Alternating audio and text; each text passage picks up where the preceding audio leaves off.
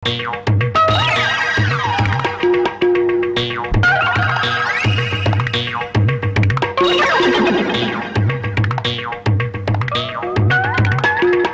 గారు కనపడరేంటబ్బా? నీ నోరు పాడా, నీ దొంగతనానికి నా ఇల్లే కావాల్సి వచ్చినాడా? నీ అమ్మకడుపు మాడా, నీ కళ్ళు కాకులు బేకా, నా మురుగులు ఎందుకు ఎత్తుకెళ్ళావా?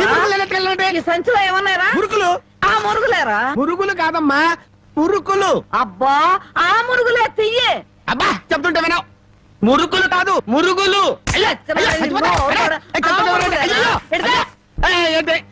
చెప్తుంటే వినవు. అయ్యో అది అయ్యి మురుకులు. నోరు మూసుకుంటే సరిపోయిందా? ఎక్కడ తగులుతో కూడా చూడకుండా కొట్టి. పానకాలు నువ్వెప్పుడొచ్చా? ఇంకా ఆలస్యంగా అవుతా నా శవాన్ని చూసేదానివమ్మా. ఈ ముసలమ్మ మురుగులు పోయినాయంటే ఇరక్కొట్టి ఏం గుర్తు ఉడుతుందో. ఇతను పానకాలని మా ఇంట్లో పనివాడు.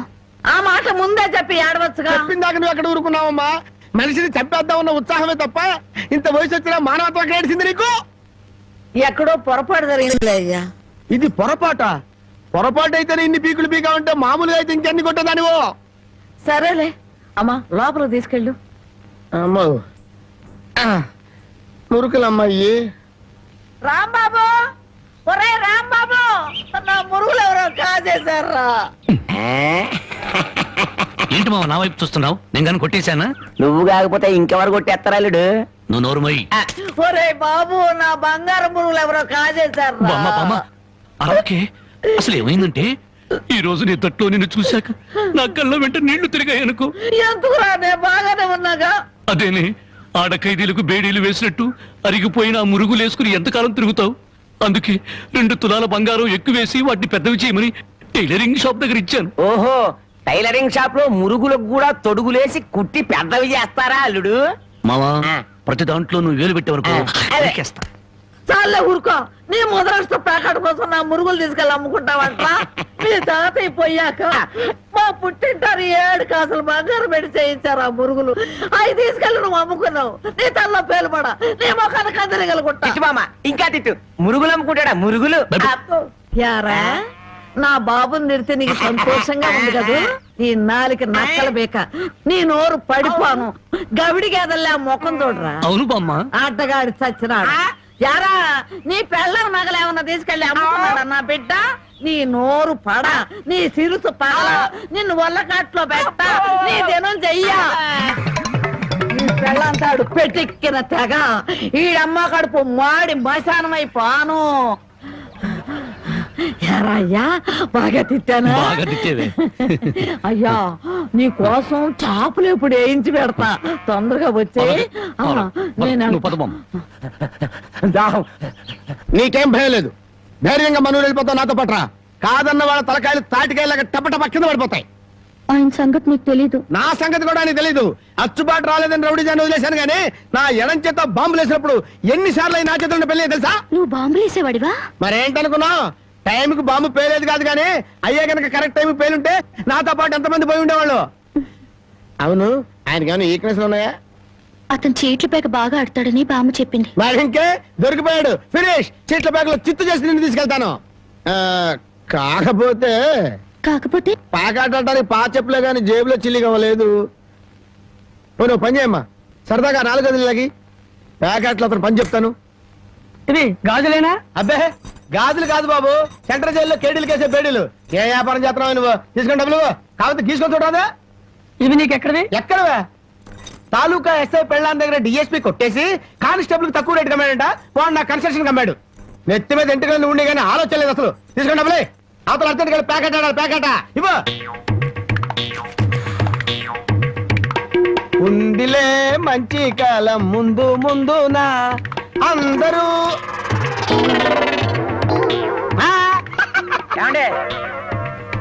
తమరు నోటు కింద పడిపోయిన తీసుకునే అలవాట్లేదు. నువ్వు ఉంచుకో. తమరిది బయటూరా? అవును అవును, ఈ ఊళ్ళో ప్యాకెట్ మొగోడే లేడా? భలేవారండి. అసలు మా ఊరు ప్యాకెట్కి పెట్టింది పేరు. దయచేయండి. పద.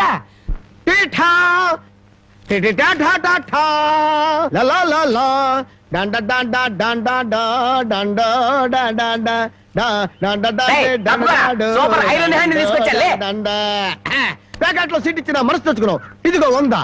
సీటుకు 100. ఈ 100 ఏంటి ఇదే ఎమ్మెల్యే సీట్ అయినట్టయితే బస్తాలు బస్తాలు కట్టకట్టించుండేవాడిని. కూర్చో. బాబు ఆ డబ్బులని జేబులో సర్దుకోండి పోతాయేమో. పిచ్చదవా, ఇది ఒక డబ్బా. ఈ మాత్రం డబ్బుతోటి మా మేనలుడు టుక్కు టుక్కు వెండి గోళీలు ఆడుకునేవాడు. అవును రే, ఈ ఊళ్ళో ఎవడో రాంబాబు అంట పెద్ద పుడింగి. నేను ఊళ్ళో లేని టైం చూసి మా యజమాని కూతుర్ని లేపుకొచ్చాడంట. ఆ టైంకి నేను ఊళ్ళో లేకపోబట్టి సరిపోయింది గాని ఉన్నట్టయితే ఆ రాంబాబు గారిని గాల్లోకి ఎగరేసి కింద పడకుండా గాల్లోనే ప్యాకాటాడుండేవాడిని. మరి ఇప్పుడైనా వాడిని ఎందుకు వదిలేశారు సార్? ఏడి కనిపిస్తేగా నేను ఊళ్ళోకి అడుగు అడుగు పెడుతున్నానో తెలిసి దడదళ్ళాడిపోతూ ఎక్కడో దాక్కున్నాడు. అయినా వదలను నేను వాడిని వదలను. వాడి అంతు చూస్తాను. ఇప్పటికే ఈ చేత్తో 11 మద్దలు చేశాను. ఇంకొకటి చేశానంటే 12 అయిపోతాయి. లెక్క సరిగ్గా ఉంటది. అసలు రాంబాబుని ఇదివరకు ఎప్పుడైనా చూసారా సార్? ఏది చూడండి, ఆహా. ఆ చూకి తెలిపిన వాడికి 10,000 రూపాయలు బహుమతిస్తాను. ఆ 10,000 ఇటు ఇవ్వండి. చూపిస్తావా? మీరే. అమ్మా, మైక్ టైసన్ గురించి విన్నాను, జాకీ చాన్ గురించి విన్నాను కానమ్మా, ఈయన కొడతాడని తెలిస్తే ఆ ఊరు నుంచి ఈ ఊరు వచ్చేవాడు కాదమ్మా. ఏం బ్యాడు పాపం ఎందుకండి ఇతను ఇలా కొట్టారు? వీడు వాగుడు చూస్తే అక్కడే చంపేద్దాం అనుకున్నాను, కానీ చంపడానికి తగ్గ పర్సనాలిటీ లేదని వదిలేశాను. వద్దులే నాయన. అమ్మా నీ గాజులు నువ్వు తీసుకుని తల్లి, మా ఊరు నేను వెళ్ళిపోతాను. ఏయ్, అన్నం తినకుండా వెళ్తావా? తన్నులు తిన్నోడిని అన్నం తినకుండా ఎందుకు వెళ్తాను బాబు? తినే వెళ్తాను. తొందరగా పనికి వెళ్ళాలి. ఆకలిస్తుంది, అన్నం పెట్టు. కాళ్ళు చేతులు కడుక్కుని భోంచేయండి.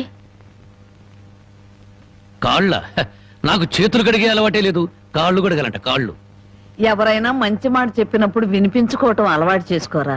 నీ సపోర్ట్ ఒకటి దానికి. నా కాళ్ళైనా ఇంకెవరి కాళ్ళైనా కడగాలేమో ఒకసారి చెప్పండి.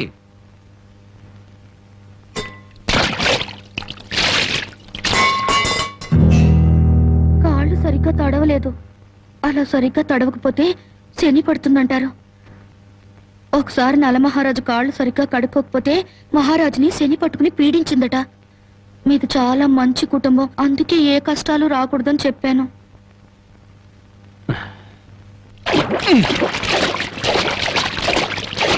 చాలా లేక బావిలోకి దూకి రానా?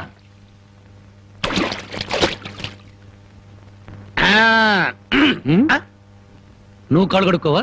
నేను కడుక్కోకూడదు అన్న. నువ్వు కాళ్ళు కడుక్కోపోతే దరిద్రం, నేను కాళ్ళు కడుక్కుంటే దరిద్రం. అదొక కథలే.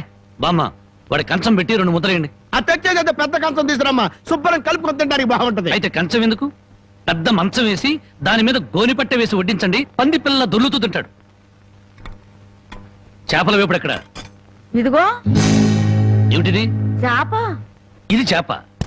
చేపల వేపుడంటే చేపను తీసుకొచ్చి పెద్ద పెద్ద ముక్కలు కోసి దాంట్లో ఉప్పు కారం బాగా పట్టించి సరసరకాగే నూనెలో కరకరకలాడేటట్టు వేయించేదానివి. ఈరోజు అసహ్యంగా చేశావు. దీని వేపుడు కూర అనరు, ఏడుపు కూర అంటారు. ఈ పూట నేను వంట చేయలేదురా. పాపం ఏమీ పని లేకుండా ఊరికినే ఇంట్లో కూర్చుంటే తోసక ఆ పెళ్ళే చేసింది. ఓహో, నలమహారాజు కథలు చెప్పడం తెలుసు, చేపల వేపుడు ఎలా చేయాలో తెలియదా? ఎంతలో ఉండాలో అంతలో ఉండు. మళ్ళీ వంట గింట అన్నావో కాళ్ళు చేతులు ఇరిచేస్తాను నీ. ఎందుకురా ఆ పిల్లని అట్టా భయపెడతావు?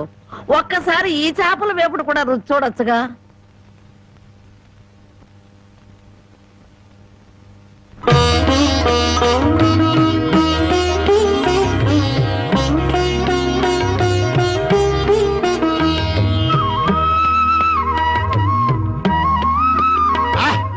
హే భగవాన్, ఇంత కమ్మటి కూర తిన్న తర్వాత చచ్చినా పర్వాలేదు. నిజంగానా? అయితే బాగా తిను. తిన్న తర్వాత నేనే చంపేస్తాను.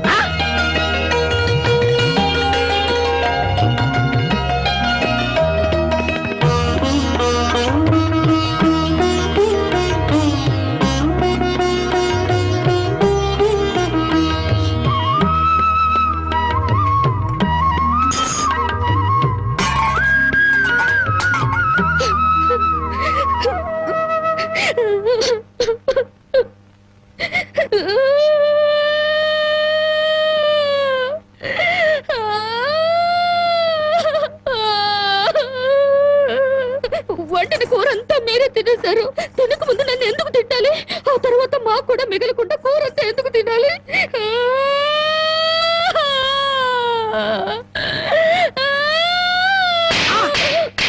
కొట్టారంటే పొద్దుపోక ఇంట్లో ఉన్న కూరలన్నీ మన ముందు తెచ్చిపెట్టారనుకో, ముందు వెనక ఆలోచించకుండా మింగేయడమేనా? మొత్తం మనం తింటే చివరికి ఆడవాళ్ళేం తినాలి?